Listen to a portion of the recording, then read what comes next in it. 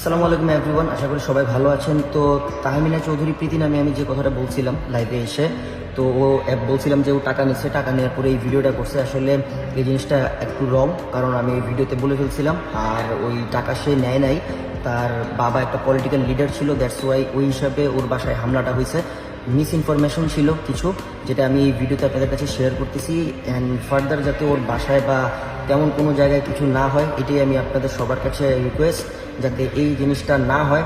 কারণ আমি মাত্রই জানতে পারলাম, মাত্রই জানার পরে বুঝলাম যে ও টাকাটা পায় নাই বা ও টাকা নেয় নাই, ওর আব্বা পলিটিক্যাল লিডার ছিল, দ্যাটস ওয়াই ওর বাসায় এরকম একটা ভাঙচুর হামলা হয়েছে।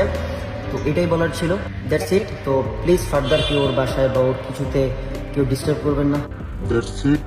তো প্লিজ ফার্দার কেউ ওর বাসায় বা ওর কিছুতে কেউ ডিস্টার্ব করবেন না, বা ওর কিছুতে কেউ ডিস্টার্ব করবেন না, বা ওর কিছুতে কেউ ডিস্টার্ব করবেন না।